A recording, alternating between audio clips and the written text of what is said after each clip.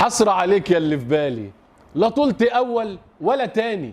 سبحان الله يا اخي، فعلا الكوره بتحب الاهلي، الدوري عايز الاهلي، البلاس 90 بتعشق الاهلي. سبحانك يا رب. هل النادي ده لو بيعمل حاجه غلط ولا حاجه مش حقه ولا حاجه حرام، ربنا سبحانه وتعالى هيكرمه في اخر ثانيه بالسيناريو اللي شفناه ده يا جماعه؟ يعني جون في البلاس 90 في اخر دقيقه لأسامة ابو علي. بس خلي بالك الجون ده اللي أسامة ابو علي جابه ما جاش في البنك الاهلي، ده جه في ناس كتير كتير كتير، ناس بتموت دلوقتي، ناس بتتألم من الجون اللي حصل. يا جماعة احنا لازم نعمل تمثال للاعب اسمه ياسر ابراهيم. ان شاء الله لو الدوري تم على خير الراجل ده هيكون بطل من ابطال الدوري التاريخي للاهلي. ياسر ابراهيم في ماتش سيراميكا كليوباترا في اخر ثانية بيشيل جون من على خط الجون. ياسر ابراهيم النهارده في ماتش البنك الاهلي في اخر ثانيه بيعمل اسيست لأسامة ابو علي علشان يجيب جون المكسب. بصراحه شابول ياسر ابراهيم، وكمان شابول أسامة ابو علي، راجل هداف في الدقيقه الخامسه بلس 90. الكره جاياله منتهى الهدوء ومنتهى الخبره، يحط الكره بهدوء من تحت البلعوتي عشان الاهلي يكسب. لكن بقى ما توترش وتنرفز في اخر ثانيه وشاطها في جسمه او شاطها فوق العارضه والكلام ده. فلازم تحيه للناس دي بجد. وما ننساش طبعا النجم الاول والاخير امام عاشور، مستوى ما شاء الله، روح وقلب ومستوى وتسديدات، بيعمل كل حاجه في الكوره، لاعب بطعم شخصيه النادي الاهلي بجد. شابوه يا امام، يعني النهارده جاب جون بصراحه يستحق جايزه بوشكاش. راجل استلم كرة من اشرف بن شرقي وبالشمال مودي الكرة في المقص. عظمه عظمه بجد امام عاشور.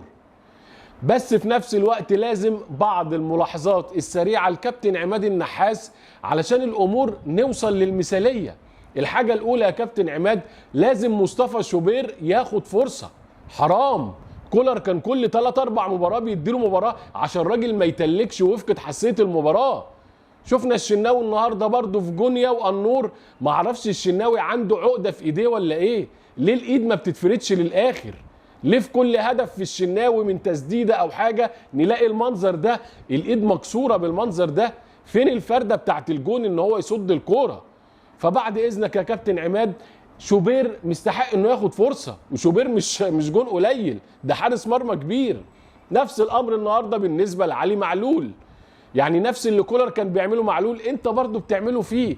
بس ما تزعلش مني، انت ضحكت على الناس في اول مباراه 5 دقايق كده عشان الجمهور يهدى وخلاص.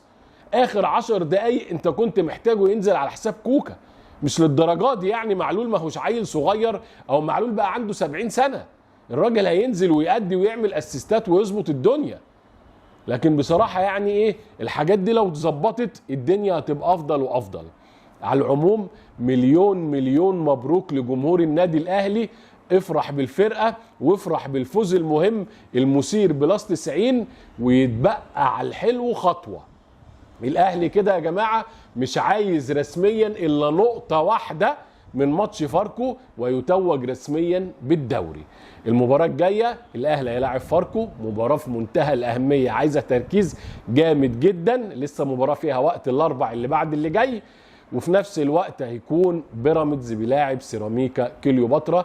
3 نقط او نقطه واحده كفيله ان شاء الله باذن الله انها تعلن رسميا الاهلي بطل الدوري. نركز عشان ده هيبقى دوري تاريخي، دوري جه من بعيد جدا. بعد ما الناس كلها قالت لك بيراميدز بيراميدز بيراميدز، يرجع الدوري للجزيره، فهيكون دوري شبيه بدوري 2019. وزي ما بدأنا الفيديو لازم ننهيه ونقول حسرة عليك يا اللي في بالي، لا طلت اول ولا تاني. في النهاية بشكر حضراتكم، كان معكم عمرو مصطفى نسر الجزيرة. ما تنساش اللايك والكومنت والشير وتدوس اشتراك في قناة اليوتيوب. وفي الختام احلى سلام.